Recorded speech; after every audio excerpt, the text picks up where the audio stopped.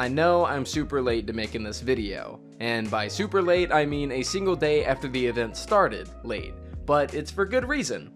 Instead of making a guide, and then another guide, and then another guide for a fairly simple event, I went ahead and personally grinded out the entire thing to learn as much as possible, so that today I could put together my ultimate guide to Solstice of Heroes 2021.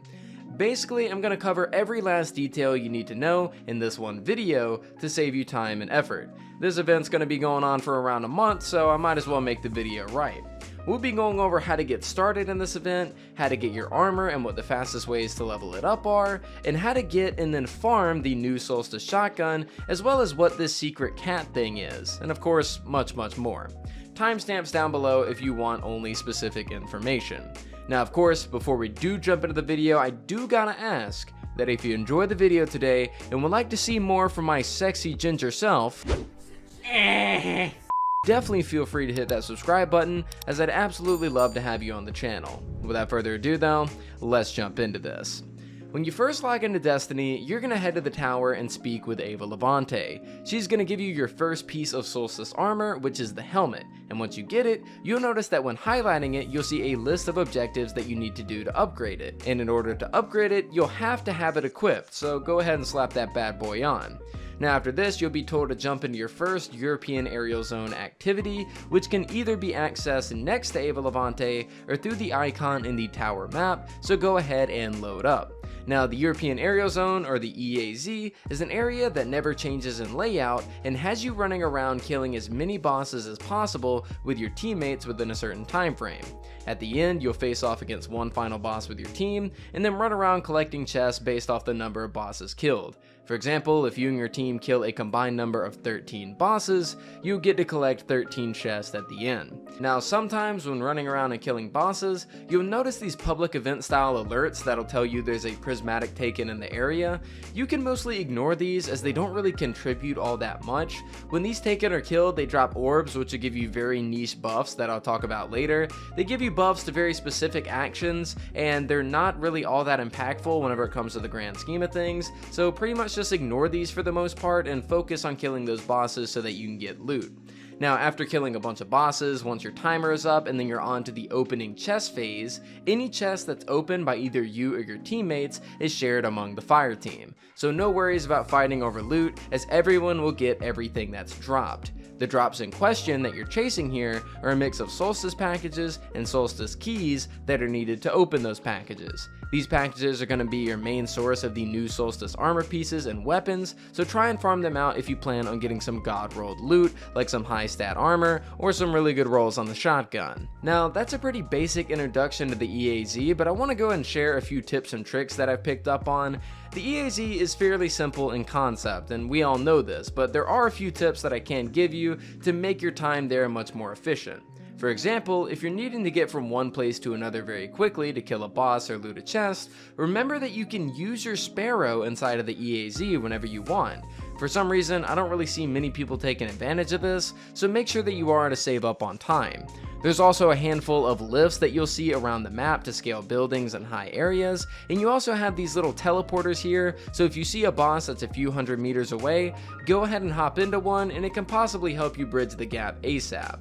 Now another tip that I have when playing with either friends or randoms is to spread out as much as possible from your teammates to cover as much ground as you can. There can always be up to 2 bosses on the map at any given time, and if you see your buddies already near them, position yourself in such a way that you're prepared for the spawn of the next one to maximize on boss kills. A pretty niche thing to mention, but one that some people may take advantage of, is actually the rotating elemental days that the EAZ has. So what exactly does this mean? Well, when first queuing up for the EAZ, you'll be shown what elements it prioritizes for the day. When getting kills with these elements and picking up the elemental orbs that drop, you can become charged with that element and gain special buffs. This ties in with the prismatic taken I was talking about earlier, but they make so little of a difference that they're almost not worth focusing on, but I figured I'd mention it. Now my last tip is more so about loadouts, and that's to use weapons that have a burst damage nature to them. things like the Lament or Falling Guillotine, or maybe even Lasting Impression rocket launchers. Anarchy, while great for killing bosses, will take a while to tick down their health bars, so try to use anything to put those bosses out of their misery as quickly as possible. I personally use Wither Horde combined with a Lasting Impression rocket so that I can stick the boss with my GL and then stick them with a rocket right after to pretty much guarantee an instant death when it explodes every single time. Also, one last thing about the EAZ specifically is that when you first spawn in, you can actually take the path that I take to this cat thing.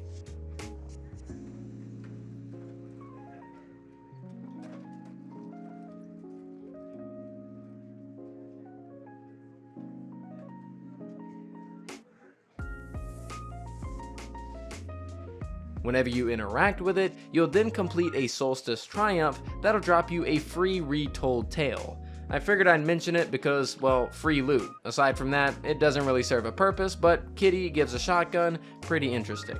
Now that all the EAZ talk is out of the way, let's talk about what to do next. So you went to the tower, you got your helmet, you talked with Ava, and then you did your first EAZ and came back. Once you've come back, go to Ava and then meditate at the statue next to her to get the rest of your armor set. Slap that shit on, and speak once more with Ava to receive your first Solstice shotgun, the Compass Rose. We'll talk about farming this shotgun later, but as of right now, let's focus on the armor. The first thing you'll notice once you've taken a look at the armor is that the requirements are pretty damn simple. You got objectives like doing a patrol, maybe some lost sectors, defeating enemies with finishers, etc. You don't really need me to explain how to get these things done, but what I can do is give you some tips on how to optimize your time when completing these objectives. Taking all these objectives into consideration, there's actually a ton of them that you can do at the same time. Things like making elemental orbs, which for example, making arc orbs by getting kills with arc weapons or abilities, killing enemies with finishers, killing X amount of a certain enemy race, doing public events, making orbs of power, doing patrols, getting super kills, doing a lost sector, getting free roam kills, and getting headshot kills. All of these objectives I just listed are spread out across the armor pieces of the blue armor set and can be done at the exact same time inside of a patrol. Just pick a destination that you want to go to, preferably with the enemy race that you need to kill a bunch of, and just start working on the checklist. While you're running around doing patrols, public events, lost sectors, make sure that you're also making orbs of power, getting those super kills, doing the finishers, getting headshots, and everything else. The only objectives that are a bit separate from the rest of this on the blue armor set are opening Solstice packages, doing playlist activities, which, you'll do things like strikes, making elemental orbs inside of playlist activities, and this also is pretty specific, so make sure that you read it carefully, because it'll say something like only stasis or only, solar orbs, so make sure that you're using the right ones or it won't count, as well as defeating guardians inside of the Crucible. And you can easily work on these one by one after completing all of the patrol objectives that I mentioned earlier. And another tip that I can give is that once you've completed the objectives for any given armor piece, so like every single one of them, so for example, if you've done all the objectives on your leg armor, you can go ahead and swap back to your regular legendary piece with mods on it so that you have an armor that'll actually benefit you while you're doing the rest of the objectives on the rest of the armor pieces. There's no reason to keep one equipped if you've already done everything on it, so keep that in mind. Also, one last major tip: for the opening Solstice packages objectives specifically, do not, and I mean do not, open more than what it asks for. If you take a look at Ava's vendor screen, you'll see that the higher you rank up your armor, the better the gear you'll get from your Solstice packages. Please don't open up any more of these than you have to. Open up the minimum amount and then start saving up for a mass opening once your full armor set is fully upgraded. Also, if you're looking for quick keys to go ahead and get this step out of the way, you'll find a ton of key fragments by doing the bounties that Ava provides at the tower, so make sure you're picking those up. Now, once you've done all the objectives for your blue armor set, you'll yet again come back to Ava, meditate at the statue, and upon doing this, you'll then receive your legendary version of the armor, the Majestic set. Now taking a look at the objectives, they're pretty much as simple as the previous ones. For the helmet, we have things like defeating 5 EAZ bosses in a single run, which this objective is shared among the team, so it's quite literally free just by running EAZ. We also have one for generating elemental orbs, as well as rapidly defeating combatants, and you'll get these done without even trying, so don't even worry about it. Again, most of these objectives you'll just be doing in the background while focusing on these specific ones, so please don't go farm in the Thrall Way or the Shuro Chi checkpoints, as you're just wasting your time overall. These background objectives are literally just going to get themselves done over time. Now moving on to the gauntlets, we have doing Altar of Sorrow or Override, empowerment buffs gained, as well as elemental weapon kills, which in this case for me are solar. Now for the Altar of Sorrow or Overrides, I recommend running 2 Altar Waves on the moon and then 3 Overrides. Altar Waves will give you 5% per wave, and Override will give you 30% per completion, so 2 Altar Waves is 10%, 3 Overrides is 90%, which will equal out to 100, completing this objective. For the empowerment buffs, this goes back to what I said earlier about the prismatic taken. Picking up their orbs instantly gives you empowerment, but you can also become empowered by picking up multiple of the same elemental orb, and you can see which one you need to pick up by the buff on your character screen or what the EAZ element of the day is. And of course, for elemental weapon kills, this is one of those objectives that you just do in the background of other objectives. So if you got Solar, equip an Arctic Haze. If you got Arc, equip an Icolos SMG. And if you got Void, just equip a Gnawing Hunger or something. Now moving on to the chest piece, we have Blind Wells or Wrathborn Hunts. For this, I just did 5 Wrathborn Hunts back to back. You can just charge up your lure, go into the actual hunt, and upon entering, you can actually reset your lure in the quest tab and get all your charges and pieces back to endlessly do these without running out of charges, and you'll still get the percentages per completion. So keep this in mind so you don't need to farm parts or charges. Next up, we have getting 50 key fragments, which these come from just about every activity in the game right now, so that's a background objective that you don't need to focus on, as well as elemental grenade kills, and again, this is one of those that you can just do in the background while focusing other things. Now moving on to the leg armor, we got Europa public events or battlegrounds, and for this I just did 3 battlegrounds as it gives me a ton of enemies in the meantime to focus up on my other background objectives like with grenades and whatnot. Alongside this, we also had the elemental orbs in playlist, which unfortunately by playlist they mean only strikes, crucible, or gambit, so I recommend strikes personally. And lastly, we have melee kills on a certain subclass. Again, just another background objective. Maybe you can do this while making the orbs in the playlist strikes. Now lastly, we have the class item, which will ask you to either do 3 competitive PvP matches or 3 nightfalls. Again, because of the background objectives like melee kills, grenade kills, etc., I'd go with the nightfalls here instead of the crucible. We also have certain orb types generated in the EAZ, so just make sure you're using whatever weapon or subclass to generate those. And lastly, we have powerful enemies defeated. If you have powerful Hive, you can get that done at the Altar of Sorrow on the moon. If you have Cabal, you'll find these bad boys in the battlegrounds, and for Fallen, you can find those pretty frequently in the EAZ.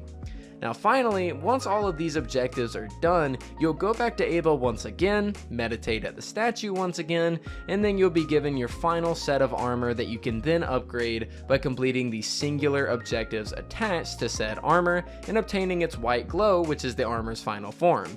These objectives are as follows: complete a Master Nightfall or higher for the helmet, complete any raid for the gauntlet, complete any dungeon for the chest piece, defeat champions or kill guardians and comp for the boots, and lastly, complete legend or master law sectors for the class item. As you can tell, these objectives are much more in-game focused, but a lot less grinding than previous ones. If you're a solo player, then you can easily tackle these things to LFG. You can either LFG in my comments or LFG Destiny Discord servers, which I definitely suggest personally.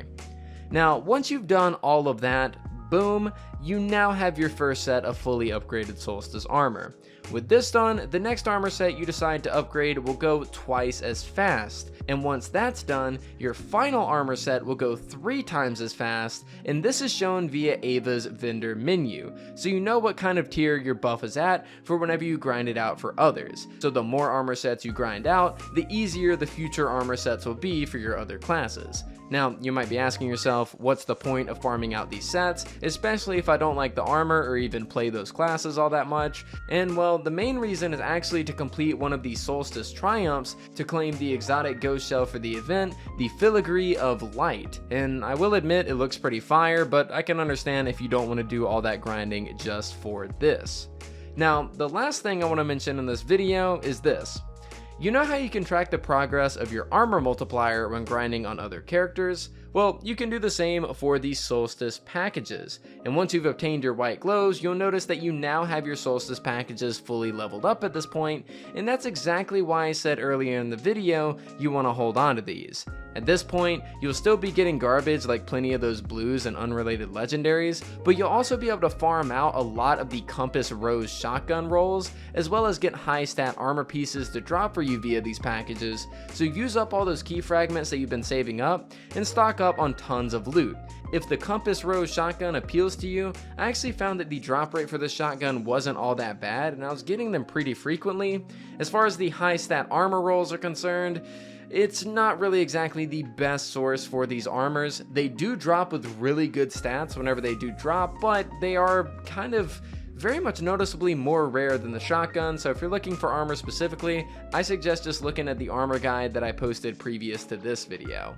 But guys, that is pretty much it for this video and for the ultimate guide to Solstice 2021. That's pretty much everything that I wanted to cover all in one video. I wanted to go over the basics of getting started, you know, how to get your armor sets, how to upgrade those armor sets, the secret with the cat, some of the triumphs, the ghost shell, getting the white glows, and everything in between, especially farming up that Solstice shotgun, because I know for a lot of my people out there, especially for PvP, you might want to get your hands on it because it does look to get some interesting rolls. But guys, that's pretty much it for the video. Hope you guys did enjoy. This one took quite a bit for me to put together, so I would definitely appreciate if you guys do leave a like on the video, maybe comment down below something along the lines of, like, you know, carrots. I mean, you know, carrots is a very interesting type of comment to make. But yeah, guys, aside from that, I really do appreciate you guys watching all the way up into this point. I got a ton of videos planned for the rest of the week, but I did want to get this video out, even though I don't think it's going to get all that many views. As long as it can help a few people, then my mission is accomplished. But guys, that's it for me. Thank you all so much for watching, and I'll see you all next time.